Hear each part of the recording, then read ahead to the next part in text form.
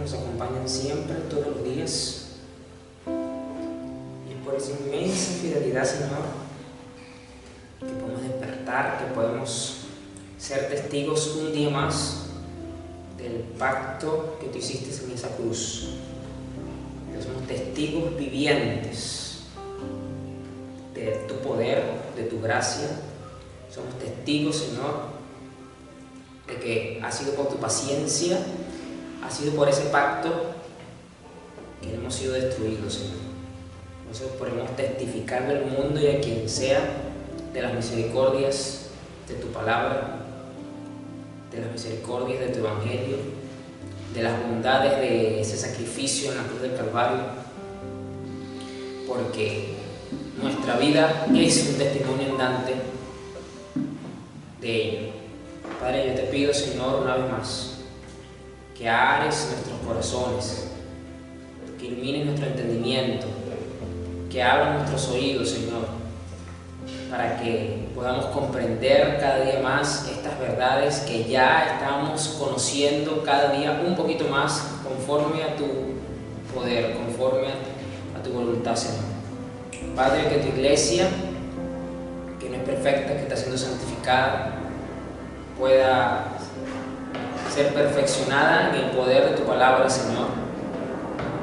Que hoy día, Señor, que muchos se reúnen en tu nombre, realmente te puedan conocer, realmente puedan ser bendecidos por tu misericordia, Señor. Y que hoy, Señor, realmente muchos se sienten a escucharte como hizo Marta a tus pies. Y aquellos, Señor, que tú los vas a usar como vasos, Padre, que ellos puedan tener ese discernimiento para ser guiados por tu Espíritu y exponer tu palabra lo más correctamente posible para que sea de edificación y de máximo provecho a los oyentes, a tu iglesia, Señor. Amén. Bien, hoy vamos a continuar con nuestro mensaje de lo que es la mente de Cristo, que comenzó siendo dominando el pensamiento, pero a medida que ha ido pasando el tiempo ha ido evolucionando el mensaje sobre un aspecto que ya nos hemos dado cuenta que es importantísimo, que la mente no es algo aislado de la conversión, que la mente, que el pensamiento no es algo que está disasociado de nuestra conversión, que no es algo que está fuera de, si bien es cierto que la fe está por encima del razonamiento y de la lógica, porque la mente no sirve para las cosas espirituales, porque la mente nunca va a entender cómo alguien puede caminar sobre el agua, cómo el agua puede convertirse en vino. No tiene esa función por cuanto no fue creada para eso, pero está dentro y juega un rol fundamental en nuestra devoción diaria, en nuestra santificación. Y no escapa de los ataques del enemigo, no escapa entonces de el escudriño que Dios hace sobre nuestra vida. Lo hemos estado mirando, de cómo entonces las facultades mentales que el Señor nos ha dado, debemos también tener un control sobre ellas y ponerla al servicio y a la disposición de lo que es santo, de lo que es puro, de lo que es justo según el criterio divino. Que esto no es entonces algo que hemos de tomar a la ligera, sino que así como cuidamos nuestras acciones, cuidamos nuestras palabras, también debemos cuidar entonces los pensamientos y todos los diferentes estados del pensamiento que hemos estado mirando, como es el recordar, como es la imaginación. Y hoy vamos a mirar otro estado que no deja de ser importante. Es muy importante también junto con todos los demás, porque también forma parte de la renovación de nuestro entendimiento. Vamos a Isaías 41, versículo 17. Aquí voy a estar leyendo la NTV. Vamos a mirar varias versiones. Isaías 41, versículo 17. Cuando los pobres y los necesitados busquen agua y no la encuentren, y tengan la lengua reseca por la sed, entonces yo, el Señor, les responderé. Yo, el Dios de Israel, nunca los abandonaré. Abriré ríos para ellos en los altiplanos, les daré fuentes de agua en los valles y llenaré el desierto con lagunas de agua. Por la tierra reseca correrán ríos alimentados por manantiales. Plantaré árboles en el desierto árido, cedros, acacias, mirtos, olivos, cipreses, abetos y pinos. Lo hago para que todos los que vean este milagro comprendan lo que significa, que el Señor es quien lo ha hecho, el Santo de Israel lo ha creado. Vamos por parte. El Señor aquí dice que cuando los pobres y los necesitados busquen agua y no la encuentren y tengan la lengua reseca por la sed, entonces Él va a actuar. Es decir, el Señor se quiere complacer, el Señor se deleita complaciendo nuestras necesidades, y aquí estamos hablando, aunque el Señor está hablando desde un punto de vista natural, porque está hablando de árboles que necesitan ser plantados, de agua que tiene que correr y todo esto, se está refiriendo específicamente que el Señor necesita promover nuestra hambre, nuestra sed espiritual, para Él saciar con toda clase de beneficios, con toda clase de bondades y de virtudes espirituales sobre nuestra vida. Y al final prácticamente, o comenzando, o todo, mejor dicho, el versículo 20 dice esto: ¿por qué yo permito por qué yo promuevo el hambre y la sed espiritual sobre mi pueblo? ¿Por qué yo permito entonces esa sequedad espiritual que nos incomoda buscarlo más? Y luego empezamos a ser saciados con todas las diferentes virtudes celestiales. En el versículo 20 él mismo responde, dice: lo hago para que todos los que vean este milagro, es decir, lo hago para que todos los que participan de estas virtudes celestiales que yo les proveo cuando me buscan de verdad, comprendan lo que significa, que el Señor es quien lo ha hecho, el Santo de Israel lo ha creado.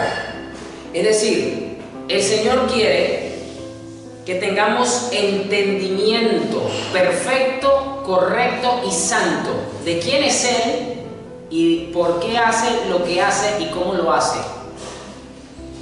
Aquí lo dice muy claramente. Lo hago para que todos los que vean este milagro, es decir, los que participen de esto, comprendan. Otras versiones dicen entiendan lo que significa que el Señor es quien lo ha hecho. Es decir, la facultad de entender y de comprender también forma parte del proceso de nuestra devoción diaria que tenemos con el Señor, y también es afectada y debemos prestarle atención. Y es precisamente una de las facultades que hoy día más se abusa de ella desde el punto de vista negativo, porque manipulan a las personas precisamente por la poca comprensión y entendimiento que tienen de quién es Dios, de lo que hace y cómo lo hace. Y el Señor está interesado en que usted y yo entendamos y comprendamos cada vez más y mejor quién es Él, qué hace y por qué lo hace. ¿Por qué? Porque, como lo dije la semana pasada, eso te va a ti y a mí a permitir elaborarnos cada vez mejor una imagen, una definición más santa, más pura, más correcta, más justa de quién es el Dios verdadero. Aquí lo dice Dios. Lo hago para que los que vean comprendan. Es decir, Dios es el primer interesado en que usted y yo entendamos y comprendamos bien quién es Él. ¿Quién es Él realmente? Comprendan lo que significa. Que el Señor es quien lo ha hecho. O sea, yo he permitido todo esto para que me conozcan, para que me comprendan, para que me entiendan. Entonces, desde este punto de vista bíblico, la facultad mental del pensamiento que Dios nos ha dado de entender y comprender no está tan disasociada de la fe. Entonces, ¿por qué? Porque mientras más tú entiendes y comprendes, en la medida que el Señor lo permite, quién es Él, esa información que estás experimentando de primera mano, porque aquí no estamos hablando de una información teórica, aquí estamos hablando de algo vivencial, eso alimenta, fortalece y afirma tu fe. Entonces, este es un punto interesante, porque casi siempre se ha predicado y se ha dicho que el entendimiento está disasociado de la fe, pero Dios es el primer interesado en que entiendas y comprendas, hermana iglesia. Entonces, ¿qué es entender? Es la facultad que tenemos de comprender, de comparar, de juzgar las cosas y deducir las cosas. Todos tenemos estas facultades. Y esto no está disasociado, esto no está fuera de, no, está dentro del paquete. Y esta es la palabra hebrea sakal. En realidad se usan 3 palabras hebreas. Sakal con K, otra sencillita, bin con B, perdón, son estas 2 nada más, sakal y bin. Y significa entender, comprender, prestar atención, ser prudente. Miren cómo todas estas palabras están unidas. Entonces se puede decir que una persona que es prudente, un creyente que está empezando a ser sabio, es una persona que está teniendo su entendimiento santificado para conocer a Dios, para entender a Dios, para comprender a Dios. Y yo sé que aquí esto le va a generar conflicto a más de uno. A mí me lo generó un poco porque siempre se ha dicho, pero es que Dios no tiene principio ni fin, Dios es infinito, Dios es grande, a Dios no lo limita el tiempo y el espacio. Entonces, ¿cómo yo puedo entender a un Dios de esa magnitud? Es difícil, es complejo muchas veces, pastor. Entonces, ¿cómo yo puedo entender a Dios? Pues el entendimiento que tenemos de Dios es en la medida en la que nosotros nos santificamos y permitimos que esa santificación opere en nuestra vida. Podemos comprender y entender mejor quién es nuestro Dios. Muy sencillo, le voy a poner un ejemplo. Estoy muy seguro que hace 10 años, hace 15 años, es decir, haga memoria del primer año de su conversión y compárelo con el tiempo en el que estamos ahorita. Usted se va a dar cuenta que ahorita usted comprende mejor a Dios, comprende mejor al Señor, comprende mejor el Evangelio que cuando usted estaba en aquel apenas primer año de haberse convertido. Entonces, ¿es posible entender a Dios? Sí, porque estás entendiendo cosas que antes no entendías. Estás entendiendo cosas de cómo es nuestro Dios, nuestro Salvador, ahorita mejor que en aquel primer año del convertido que tenías. Entonces sí es posible. ¿Y qué ha hecho eso entonces? Te ha afirmado en la fe, te ha hecho una persona más estable espiritualmente hablando, te ha permitido madurar más en tu carácter cristiano. Entonces sí es posible, es necesario también tener un entendimiento lo más correcto de las cosas santas, del Señor Santo que tenemos. Y precisamente lo dice aquí, que el Señor es quien lo ha hecho, el Santo de Israel lo ha creado. Fíjense que entonces la forma en la que Dios le habla al pueblo por medio del profeta Isaías, no le dice el poderoso de Israel lo ha hecho, no le ha dicho el omnipotente, no. Ha querido resaltar uno de sus rasgos más icónicos, más populares, no es que los demás no sean importantes, pero esto es una cualidad nata de Dios, su santidad. Y aquí me lo pone con ese mayúsculo, hablando de Él. El Santo de Israel lo ha creado. Es decir, entiendan y comprendan que todo lo que yo hago, lo hago porque yo soy santo y quiero que mi pueblo sea santo. Y por eso yo necesito que ustedes entiendan estas cosas. Eso es lo que el Señor le está diciendo a Israel por medio del profeta Isaías. Entonces sí es necesario que la facultad del pensamiento, la facultad que hemos recibido de Dios del entendimiento esté allí dominada, y esto nos permite ¿qué? Tener entonces la mente de Cristo, porque vamos a tener ese entendimiento que Cristo tenía para comprender, para comparar, para juzgar las cosas, y nos estamos ya más separando de la mente del viejo hombre, del primer Adán, para tener el del último Adán. Voy a leer ahora Jeremías 9, versículo 23. Leo la versión PDT, para los que me siguen vía digital. Palabra de Dios para todos. Esto dice el Señor: que el sabio no haga alarde de su sabiduría, ni el fuerte de su fuerza, ni el rico de su riqueza. Si alguien quiere hacer alarde de algo, escucha lo que dice: que lo haga de que aprendió a conocerme.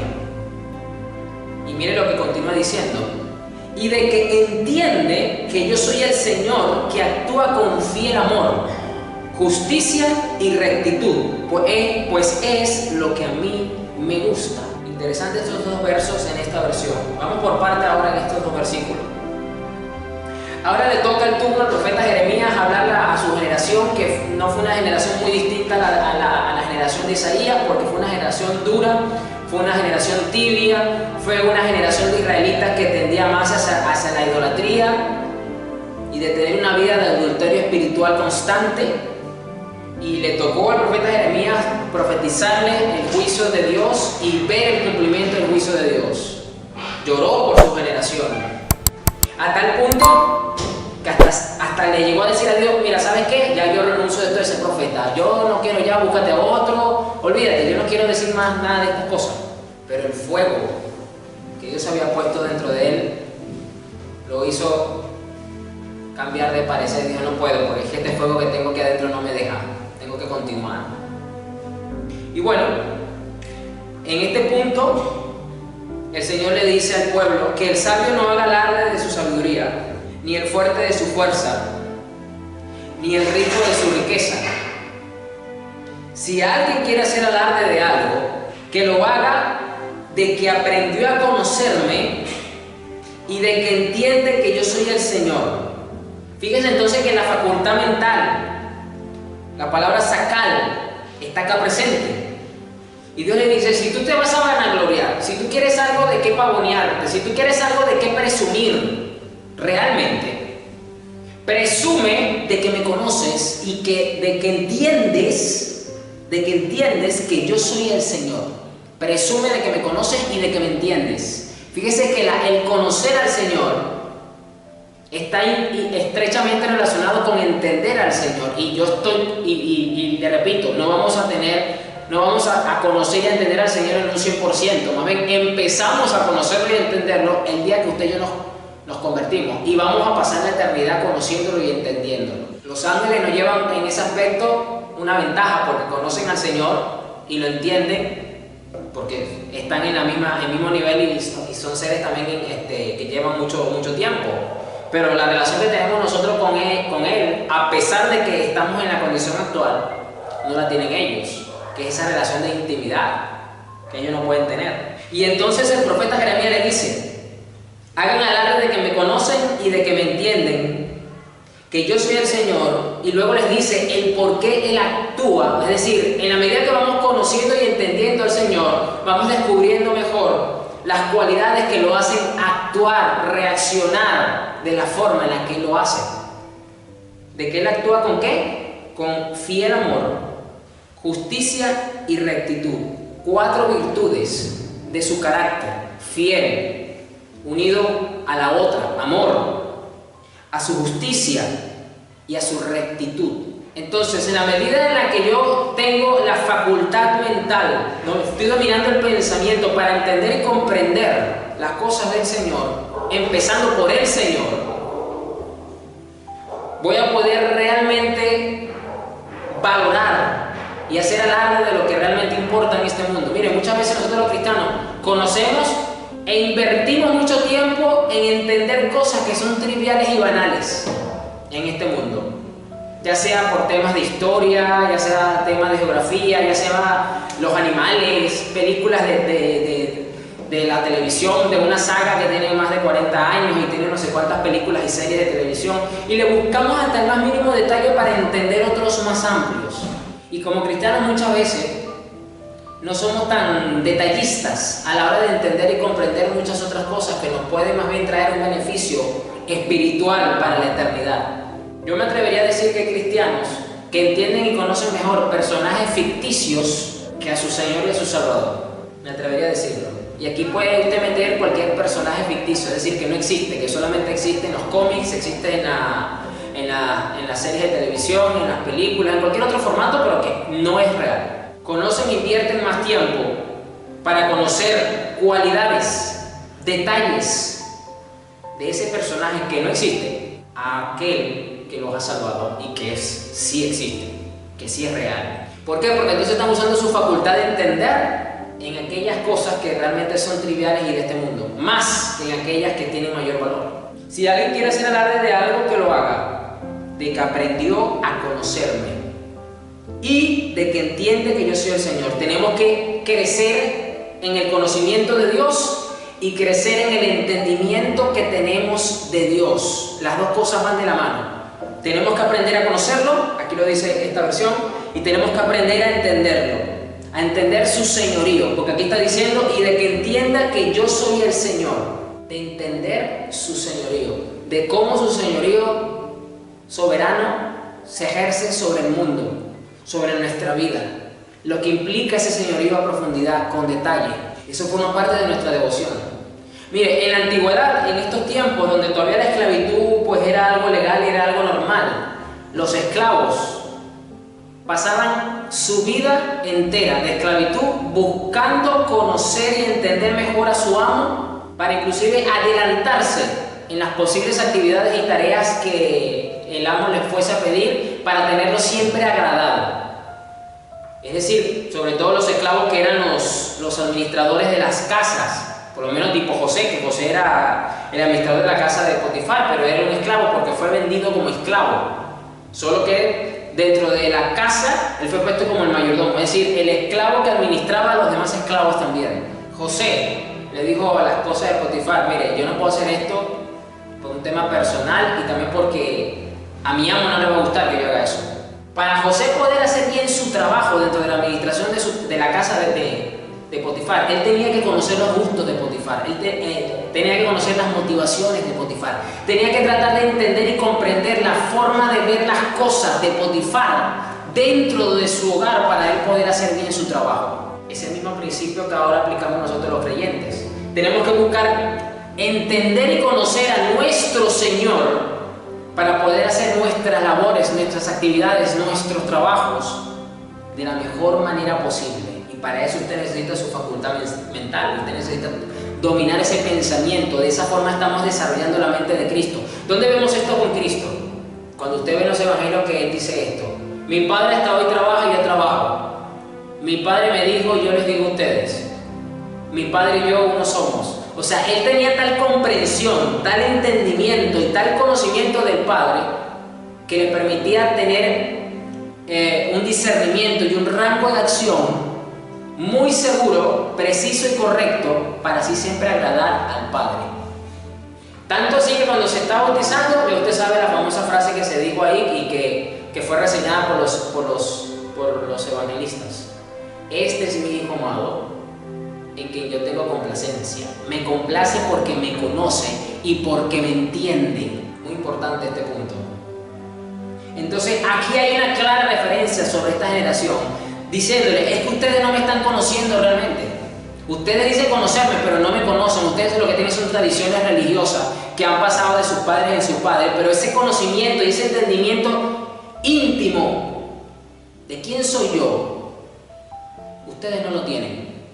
Ustedes se vanaglorían en sus fuerzas, ustedes se vanaglorían en la sabiduría que pueden adquirir en este mundo, pero no se vanaglorían de mí. O sea, no se alardan, no se alegran, no se sienten con el pecho inflado de saber quién soy yo. Ni mucho menos cuáles son mis motivaciones y por qué hago lo que hago, con fiel amor, con justicia, con rectitud.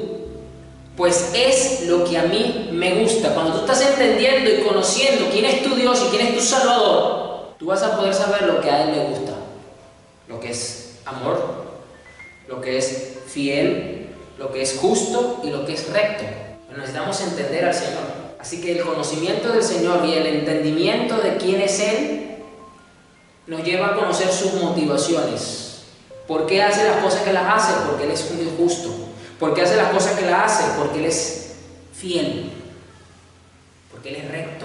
Mire, muchas veces podemos conocer mejor los gustos de nuestras parejas, de nuestros hijos, de nuestros jefes en el trabajo, para buscar hacer un buen trabajo, más que los gustos del Señor, más que los gustos del Señor. Y esto es lo que la palabra hebrea que ya acabo de decir, sakal, define como una persona entendida, como una persona que conoce, como una persona prudente, como una persona que presta atención, que conoce. Es decir, la Biblia define a una persona sabia, ya lo sabemos, una persona que tiene temor de Dios, pero entonces podemos complementar, podemos agrandar, expandir ese concepto bíblico diciendo que una persona que es prudente, una persona que es sabia, es una persona que conoce y entiende al Señor y sabe lo que le gusta. Eso es una persona que tiene estas cualidades. Una persona que tiene entendimiento en las cosas del Señor. Una frase que también yo he escuchado bastante, pero que creo que muchos de los que la aplican como que no realmente conocen ahora lo que significa esa frase. Entonces, ¿necesitamos el entendimiento? Sí, muy importante. No podemos separar el conocimiento del Señor del entendimiento de nuestra facultad mental. No la podemos hacer. Eso es fundamental. Vamos a ver ahora Jeremías 17:9. Aquí leo la Reina Valera 60. Dice acá: engañoso es el corazón más que todas las cosas, y perverso, ¿quién lo conocerá?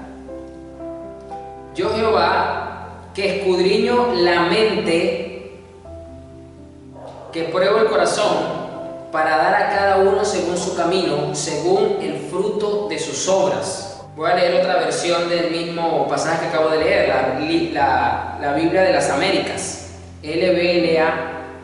Dice: más engañoso que todo es el corazón y sin remedio, ¿quién lo comprenderá? Yo, el Señor, escudriño el corazón, pruebo los pensamientos, para dar a cada uno según sus caminos, según el fruto de sus obras. Aquí yo quiero resaltar que dice: pruebo los pensamientos, examino la mente, escudriño la mente, mejor dicho, dice la Reina Valera 60. Y escudriñar significa, a lo mejor usted lo conoce, pero esto lo digo más que todo por aquellos que quizás escuchen este mensaje por primera vez y todavía no tengan muy claro el concepto de escudriñar, porque no es una palabra que habitualmente usamos hoy día. Escudriñar significa indagar meticulosamente, examinar algo con mucha atención, tratando de averiguar las interioridades o los detalles menos manifiestos. Eso es lo que significa escudriñar. Y es interesante porque entonces la Reina Valera dice que Jehová escudriña la mente. ¿Qué quiere decir eso entonces? Que Jehová indaga meticulosamente en los pensamientos, los examina con mucha atención para averiguar las interioridades, las motivaciones, los detalles menos manifiestos. Eso es lo que hace el Señor con los pensamientos. ¿Para qué? Para juzgar los pensamientos. Y es interesante porque no solamente esto queda aquí, dice: para dar a cada uno según su camino, según el fruto de sus obras. El Señor le revela entonces al profeta Jeremías que las obras de una persona, el rumbo que la persona va a tomar, no comienza en la primera acción que la persona toma. Comienza en sus pensamientos, comienza en la motivación de su corazón. Y es allí donde Dios pesa y ya le da el pago que esa persona merece. Es decir, Dios juzga y toma seriamente los pensamientos de cómo estamos nosotros usando nuestras facultades mentales. Entonces ya hemos dado cuenta que esto es un tema serio, que esto no es algo que podemos simplemente darle a la ligera, rienda suelta, no darle importancia a este tema, porque Dios se toma la delicadeza, se toma el tiempo para hacer esto. La LBA dice: pruebo los pensamientos, y aquí se usa la palabra hebrea bakyan, con K y J, B alta, bakyan, y significa poner a prueba. Y se usa también la palabra kahakar, la palabra hebrea kahakar, y significa penetrar hasta lo más profundo. Penetrar hasta lo más profundo. Es decir, hay un escáner. Cuando usted tiene una computadora y usted tiene un antivirus, voy a poner un ejemplo sencillo. Los antivirus por lo general tienen dos formas de analizar tu equipo. Un escáner rápido, que en cuestiones de 3 minutos, 5 minutos te da un resultado, y escáner completo. Normalmente, cuando dice escáner completo, es el más profundo y completo desde el primer archivo que tienes hasta el último. Y ese puede durar 1 hora, 2 horas, 3 horas, depende de la cantidad de archivos que tengas, para darte un resultado más profundo y más completo de si tienes o no un virus en tu equipo. Y aquí dice que el Señor no le mete un escáner rápido a los pensamientos, le mete un análisis profundo para llegar hasta el fondo de todo, que no, por eso que no se le escapa nada. O sea, el escáner del Señor, el ojo del Señor, el escrutinio del Señor es muy amplio, es muy completo, es muy profundo, para poder juzgar correctamente el camino y las obras de una persona. Fíjese que el Señor no necesita esperar que la persona actúe para Él juzgar. Ya el Señor juzga desde los pensamientos. ¿Por qué? Porque en los pensamientos se delinea el camino de la persona. En los pensamientos se delinean las motivaciones. y el rumbo que su vida vaya a tomar, el fruto de sus obras, dice aquí. Entonces no está disasociado, no es que el Señor se está adelantando a las obras, no, es que ya allí nacen las obras, desde lo profundo del pensamiento, desde el entendimiento y la comprensión, desde la imaginación del ser humano. Ya el Señor está juzgando. El Señor evalúa los caminos. Difícilmente una persona cuando toma un rango de acción no lo haya premeditado con anterioridad. Sobre todo si es algo de mucha importancia y de relevancia.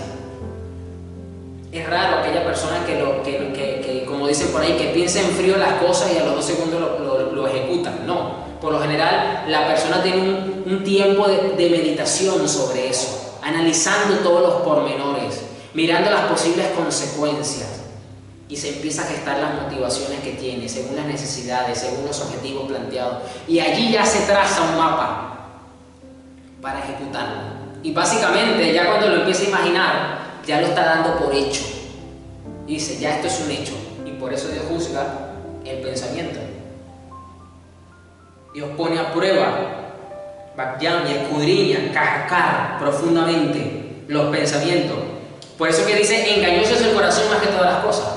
Engañoso es el corazón. ¿Por qué? Porque entonces el pecado que allí mora se sabe camuflajear, se aprovecha de las facultades mentales para poner espejismo y ocultarnos muchas veces las motivaciones más profundas e íntimas de nuestro corazón, para disfrazarlo de otra forma y de otra manera. Yo, Jehová, que escudriño la mente, que pruebo el corazón. Mente y corazón van de la mano, para dar a cada uno según su camino, según el fruto de sus obras. Entonces no podemos tomar a la ligera los pensamientos que estamos teniendo. No podemos simplemente dejar que nuestro corazón imagine, que nuestro corazón razone.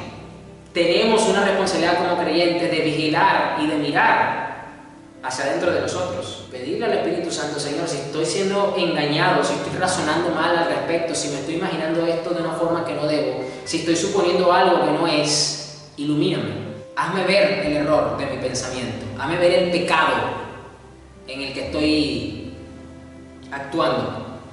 Porque podemos pecar con el pensamiento. Yo sé que a lo mejor usted ha escuchado esa frase, pero usted nunca se imaginó cómo era posible pecar con el pensamiento. O tenía una noción muy superficial de lo que era pecar con el pensamiento. Sencillo, cuando usas mal tus facultades mentales, ya estás pecando. Te lo resumo de esa forma. Y por eso vamos a ser juzgados. Por eso que el apóstol Pablo, en una de sus epístolas, dice que todavía no ha llegado el tiempo de revelar los secretos de los hombres, sino cuando llegue su momento todo va a salir a la luz. ¿Por qué? Porque Dios va a poner delante de los hombres sus pensamientos, sus razonamientos más profundos de sus corazones, y allí van a entender el por qué van a ser juzgados y están recibiendo la condenación que el Señor les va a dar. Porque sus propios pensamientos son los que lo van a acusar, los que van a decir, eres culpable. ¿Por qué? Porque el corazón es perverso. Más engañoso que todo es el corazón, y sin remedio, dice.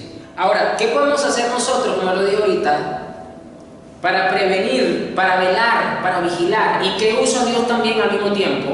Para desnudar nuestro corazón y llevarnos al arrepentimiento, a la corrección, para quitar argumentos, formas de razonamiento, para que nosotros logremos usar nuestras facultades mentales correctas, santas, puras, según el designio divino. Hebreos 4, versículo 12, leo la PDT. Dice esta versión: la palabra de Dios vive, es poderosa y es más cortante que cualquier espada de 2 filos. Penetra tan profundo que divide el alma y el espíritu, las coyunturas y los huesos, y juzga los pensamientos y sentimientos de nuestro corazón. No hay nada creado en el mundo que se pueda esconder de Dios. Todo está desnudo y expuesto a su vista. Es a Él a quien tendremos que rendirle cuentas en nuestra vida. Aquí muy claramente, a lo mejor usted no lo había visto así o no había escuchado esta versión, pero aquí dice claramente que tendremos que rendirle cuentas de nuestra vida.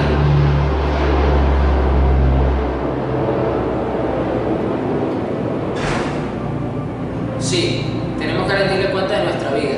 Pero aquí no está pasando por, no es simplemente un comentario generalizado. Aquí está incluyendo los pensamientos como parte de nuestra vida. ¿Qué quiere decir eso entonces? Que tenemos que rendirle cuenta al Señor por la facultad mental de cómo la hemos usado y el tipo de pensamiento que hemos permitido, que hemos creado con la mente, que se supone, en teoría, es la mente de Cristo. De cómo hemos usado entonces la mente de Cristo de una forma incorrecta, que nuestro razonamiento, nuestras facultades mentales no se parecen a la forma de pensar de Cristo. Por eso vamos a rendir cuentas. Entonces es necesario dominar el pensamiento, así como es necesario dominar el impulso carnal pecaminoso de nuestro cuerpo, también tenemos que someter nuestro pensamiento para que sea santo, para que sea puro, para que vaya en la línea de lo que a Dios le gusta.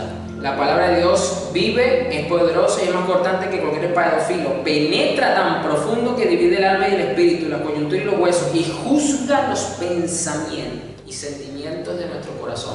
Tiene la facultad de profundizar y de desnudar completamente nuestro corazón. De esa forma usted vigila. Porque cuando yo siempre he dicho, la Biblia es el único libro donde el autor siempre está presente. Porque cuando usted compra cualquier otro libro, el autor no está presente. Y lo más seguro es que no tengas acceso al autor. Quizás tengas redes sociales, quizás le escribas, y ahí tienes que esperar a ver si lee, y si lo lees, si te responde o no. Pero cuando usted lee la Biblia, ahí mismo el autor está presente. Y mientras, entre comillas, tú estás leyendo la Biblia, el autor, por medio de lo que tú lees, te está leyendo el corazón y los pensamientos, y te lo está desnudando, te lo está juzgando, y los está poniendo a la luz para que veas. Por eso muchas veces sientes remordimiento, sientes una convicción de pecado, sientes que necesitas arrepentirte, que tienes que corregir una forma de razonar, de pensar, de imaginar, de suponer, de recordar ciertas cosas. Mire todo lo que Dios hace.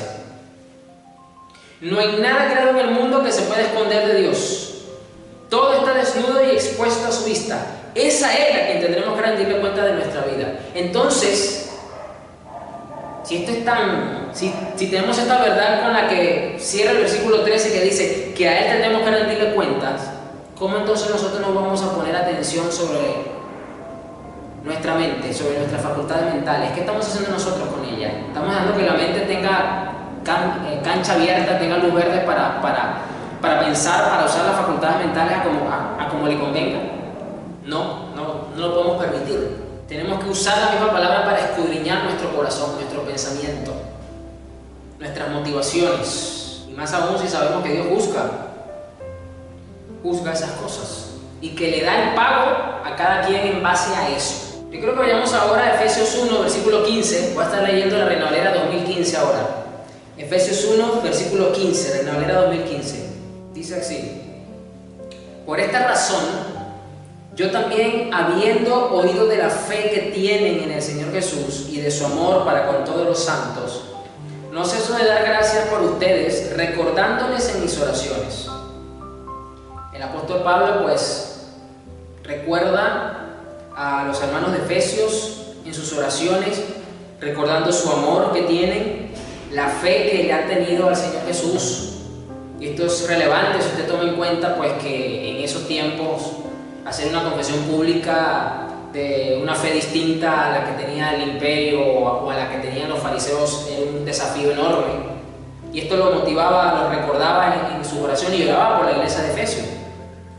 Y luego dice: pido que el Dios de nuestro Señor Jesucristo, el Padre de gloria, les dé espíritu de sabiduría y de revelación en el pleno conocimiento de Él, habiendo sido iluminados los ojos de su entendimiento, para que conozcan cuál es la esperanza a la que los ha llamado. El apóstol Pablo tiene ahora una oración fija sobre la iglesia de Efesios y sobre la iglesia en general, diciéndole: Señor, yo te pido que tú le ilumines el entendimiento para que puedan tener un conocimiento correcto por la revelación que están recibiendo. Yo sé que son tres términos que muchas veces creemos que son sinónimos y lo usamos de diferente forma, pero aquí nos dice claramente el apóstol Pablo que necesitamos la iluminación para que la revelación que ya tenemos, que está en su palabra, se traduzca en un conocimiento completo, correcto y santo de quién es Dios, de lo que ha hecho, de lo que Él ha hecho, a la esperanza a la que nos ha llamado. ¿Cuál es esa esperanza? El Evangelio, la vida eterna, la gracia. Necesitamos entonces ser iluminados en el entendimiento. Cuando usted entiende algo que usted no entendía, o cuando usted ahora entiende algo que usted decía que conocía, pero que ahora tiene un entendimiento más correcto de eso, y usted se da cuenta, usted dice, wow, yo creía que esto era así, pero me estoy dando cuenta que esto es así ahora, es porque has recibido la iluminación en el entendimiento. Necesitamos ser iluminados en nuestro entendimiento. Fíjense la importancia de esto.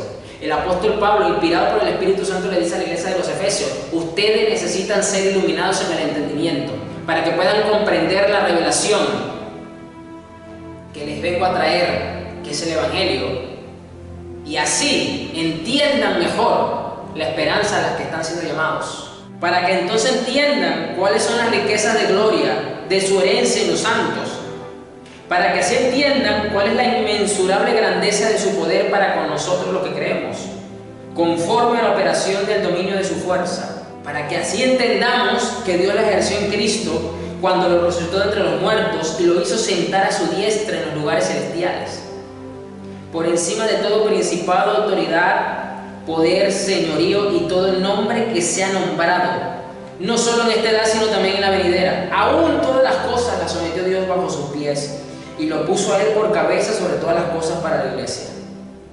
Pablo le está diciendo ahora a la iglesia de Efesios: yo necesito, y por eso, porque tengo una necesidad urgente, porque es mi responsabilidad como apóstol, de que ustedes tengan un entendimiento correcto de la revelación que les vengo a traer, y así conozcan mejor al Señor, conozcan mejor su poder, conozcan el por qué está sentado a la diestra del Padre, el por qué fue puesto como cabeza sobre todas las cosas. Tremendo esto que está diciendo el apóstol Pablo.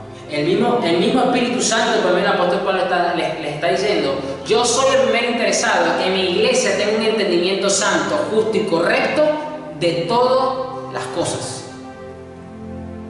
Y esto es importante, ¿sabe? ¿Sabe por qué? Porque lastimosamente, por la falta de entendimiento o por un entendimiento incorrecto o distorsionado de las cosas, hay manipulación sobre la iglesia hoy día. Y existen muchos evangelios torcidos, distorsionados y hasta falsos.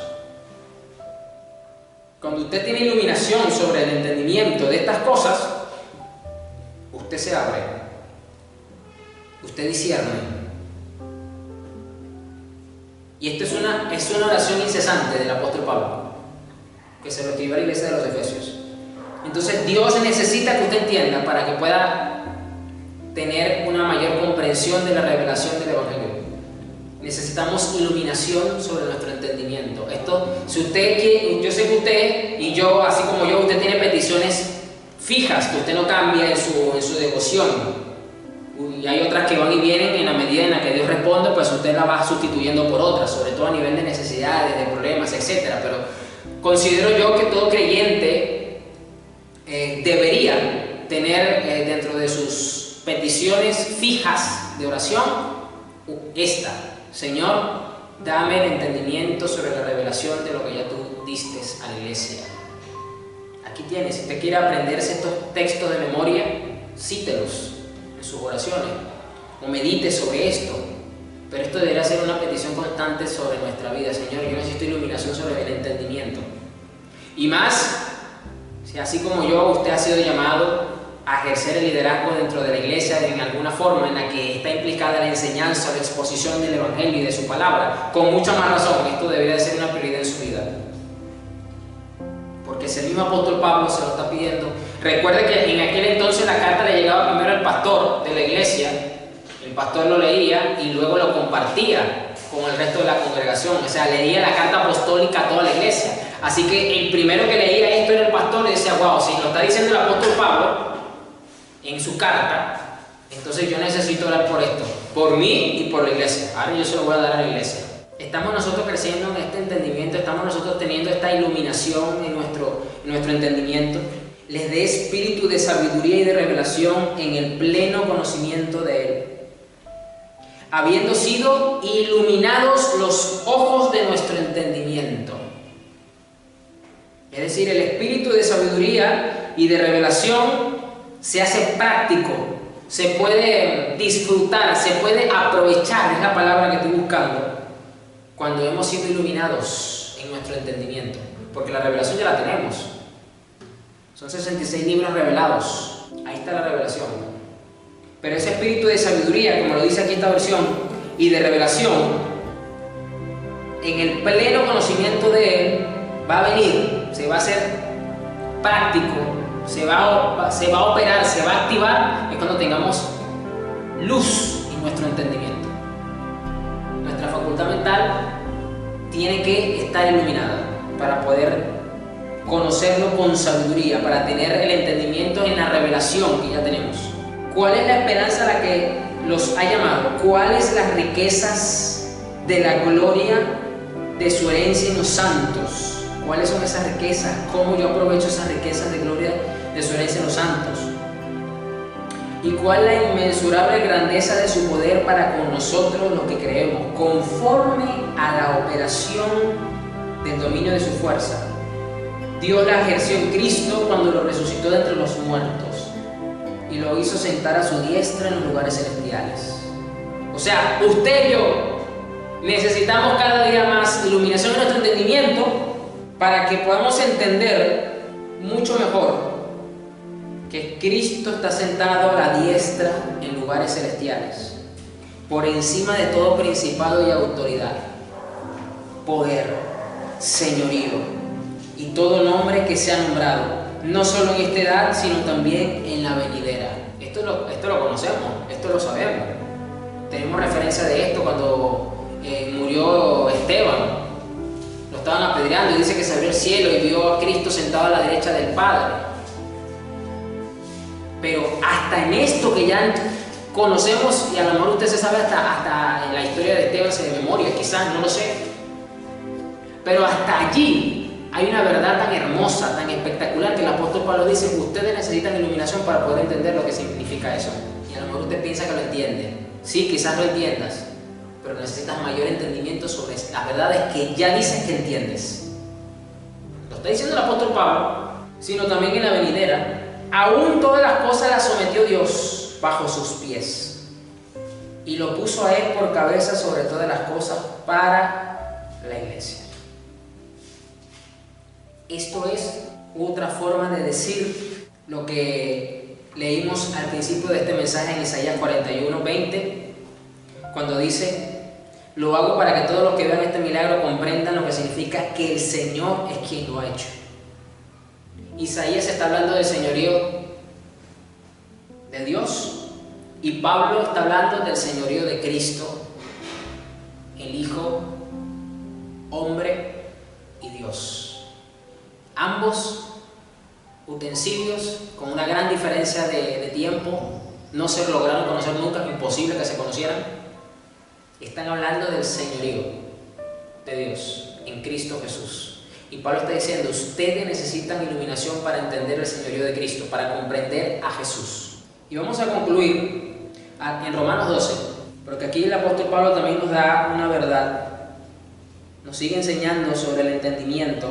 Romanos 12:1 dice: por lo tanto, amados hermanos, les ruego que entreguen su cuerpo a Dios por todo lo que Él ha hecho a favor de ustedes, que sea un sacrificio vivo y santo, la clase de sacrificio que a Él le agrada. Esa es la verdadera forma de adorarlo. Número 1, el apóstol Pablo dice: mire, la verdadera adoración no es estar matando animales, no es estar consagrando palomitas, no es estar ya cabra, que esto no. El Cordero, nuestra Pascua, que es Cristo, ya fue entregada, ya murió el Cordero y eso es lo que celebramos. Entonces, ¿cuál es la verdadera adoración? Porque recuerde que culturalmente y religiosamente los hebreos entendían que la verdadera adoración era pues tener el templo, llevar los animales o las ofrendas de granos y todo aquello. Esa era la forma de adorar a Dios. Pero ahora Pablo, que tiene la revelación, dice: ya eso era un símbolo, eso era una enseñanza que nos apuntaba a Cristo, a este tiempo, y la verdadera adoración que Dios quiere, a donde Dios nos quería llevar con todo eso, es a este punto, que la verdadera adoración es nuestro cuerpo. ¿Qué quiere decir esto? Todo nuestro ser, alma, cuerpo, espíritu, eso incluye la mente también, que seamos un sacrificio vivo y santo, la clase de sacrificio que a Él le agrada, es decir, que tengamos una vida santa, que tengamos facultades mentales a favor de lo que es santo, de lo que es justo, que lo usemos para eso. Esa es la verdadera forma de adorarlo. Y fíjense lo que dice en el versículo 2. No imiten las conductas ni las costumbres de este mundo. Más bien, dejen que Dios los transforme en personas nuevas al cambiarles la manera de pensar. Es decir, que para yo parecerme más a Cristo, para yo tener la mente de Cristo, para yo tener facultades mentales a favor de lo que es santo y de lo que es puro, Dios tiene que cambiar mi manera de pensar. Todo argumento tiene que ser derribado, tiene que ser quitado. Nuestra forma de razonar, nuestra forma de cuestionar, nuestra forma de imaginar, nuestra forma de suponer, nuestra forma de recordar, todas las facultades que hemos visto hasta ahorita, nuestra forma de conocer, la forma de entender, el entendimiento mismo, todo lo que hemos visto, todo eso involucra la forma de pensar. Y Dios tiene que cambiar la manera en la que pensamos para podernos transformar. Es decir, entonces, la renovación, la transformación, la santificación de nuestro ser incluye la manera en la que pensamos, nuestras facultades mentales. Eso no está disasociado, eso no queda fuera. Eso no queda fuera. Eso está dentro del paquete. Y aquí lo dice esta versión. Por eso lo dije. Más bien dejen que Dios los transforme en personas nuevas al cambiarles la manera de pensar. Entonces, el tener la mente de Cristo, el manifestar más la mente de Cristo, es decir, razonar más como Cristo razona, es un claro indicativo de que hemos estado siendo transformados y cambiados para parecernos más a Cristo. Y eso va a afectar la forma en la que vemos las costumbres de este mundo y las conductas de este mundo. El problema con muchos cristianos, como dicen por ahí, que son mundanos, o iglesias que son muy mundanas, que sería una contradicción, porque decir cristiano mundano son génesis uno del otro. No deberían ni siquiera meterse en una misma oración, porque son antagónicos uno del otro. Es porque está faltando ¿qué? Cambio de mentalidad, renovación del pensamiento. Entonces aprenderán a conocer la voluntad de Dios para ustedes, la cual es buena, agradable y perfecta. Y lo que es bueno, agradable y perfecto es lo que es santo para Dios. Un criterio santo, un razonamiento santo, una manera santa de hacer las cosas. Voy a poner un ejemplo práctico en esto para que usted me entienda mejor. Un call center de ventas. Les piden a todos los vendedores una cantidad mensual de ventas, pero el supervisor, el jefe, el dueño del call center le dice a los vendedores, a los trabajadores: vendan. Les enseñan, entre comillas, algunas técnicas para vender, pero el fundamento ético para vender no se lo ponen. Eso se lo dejan a criterio del vendedor. Mire, yo he escuchado supervisores que hasta le dicen a los vendedores: miéntales a los clientes, o hagan esto de esta forma que luego nosotros nos encargamos de terminar esto. Y cuando uno analiza, hay engaño, hay falsedad, no hay honestidad. ¿Por qué? Porque lo que les interesa es lograr el objetivo de la forma que sea. Yo pregunto, ¿usted cree que un creyente, un cristiano, debería de asumir o debería de apoyar ese tipo de conducta ética para lograr un objetivo? No, porque ese es el razonamiento de este mundo, esa es la conducta de este mundo para abordar un tema como es la venta. Entonces, ese razonamiento, esa forma de pensar no debe ser compartida, ni apoyada, ni asumida por un cristiano que trabaja en este entorno. ¿Cómo debería ser entonces el creyente? Asuma su estrategia de venta, pero tenga ética, tenga honestidad conforme a los principios, sea honesto, dígale la verdad al cliente, convénzalo con la verdad, con la sinceridad, y usted va a ver resultados. Y lo he visto resultados. He visto resultados. Y hasta ese cliente se puede convertir en uno de los mejores vendedores de ese call center. Es posible. Entonces, ¿dónde está la diferencia? En el fundamento ético. Aquellos que usan la deshonestidad, la mentira, el engaño, y aquellos que usan la honestidad, la verdad, la transparencia. Y los dos van a argumentar, porque los dos van a convencer a los clientes.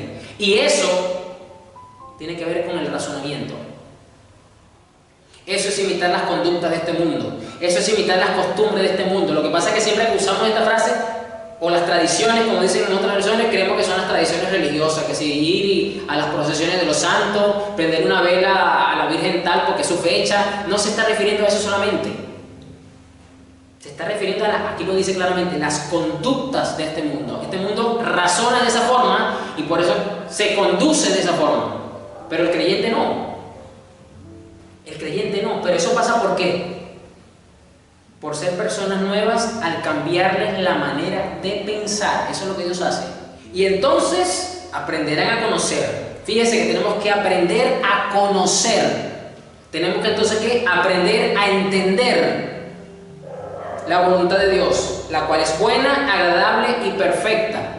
Y a muchos cristianos les cuesta entender y comprender la voluntad de Dios, número uno, porque solamente la definen como un rango de acción. Haz esto, haz lo otro, no hagas, no te metas aquí, no vayas para allá, espérate, actúa. Pero no se están dando cuenta que la voluntad de Dios, según lo que Pablo está diciendo aquí, es que debemos de vivir como sacrificios vivos y santo, que esa es la verdadera adoración. Entonces, cuando yo tengo un razonamiento, cuando yo tengo una forma de pensar, cuando yo uso mis facultades mentales para proceder conforme al cielo, yo estoy adorando a Dios porque estoy elevando un incienso santo a Dios en medio de mi trabajo. Lo estoy haciendo bajo los criterios del cielo, lo estoy haciendo conforme a lo que a Dios le gusta, a Dios le agrada mi trabajo.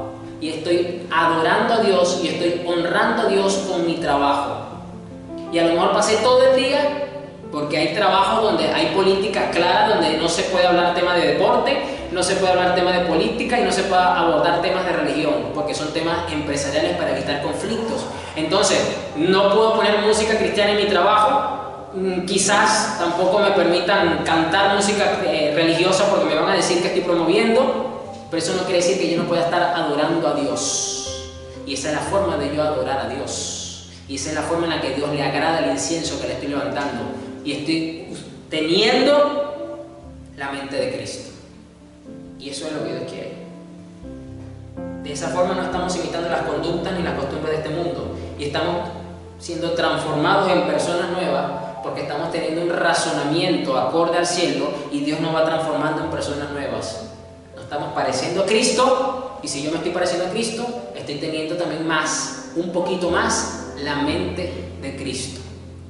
Así que vamos a orar. Ya con esto concluimos lo que son los estados del pensamiento, de nuestro pensamiento, de esas facultades que tenemos que Dios nos ha dado. Y vamos a entrar ahora en otra parte de este mensaje de lo que es la mente de Cristo, de lo que es dominando el pensamiento, porque vamos a ver ahora los tipos de mente que la Biblia describe, que la Biblia dice que existen. Vimos los estados, ojo, ahora vamos a ver los tipos de mente. Va a estar interesante. Vamos a mirar los tipos de mente que están en las Santas Escrituras. Pero vamos a orar hoy y espero que este mensaje haya sido de edificación y que lo vayas a hacer para los que lo escuchen en diferido.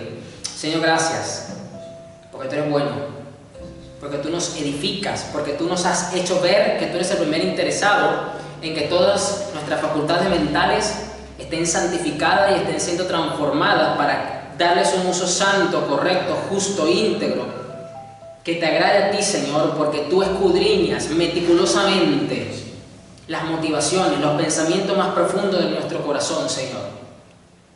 Padre, ayúdanos a razonar conforme lo haría Cristo. Ayúdanos a hacer sacrificios vivos para ti, Señor, y poder tener un dominio sobre el pensamiento y de esa forma tener la mente de Cristo, Señor. Padre, bendice a tu pueblo, Jesús. Ayúdale, Señor, allí donde se encuentren, Señor. Bendícele, mándale la provisión que ellos necesitan, Señor, y que sobre todas las cosas ellos puedan conocerte, Señor, más. Un poco más cada día, Señor. En el nombre de Jesús, Señor, yo te pido que bendigas hacia tu iglesia, Padre. Amén.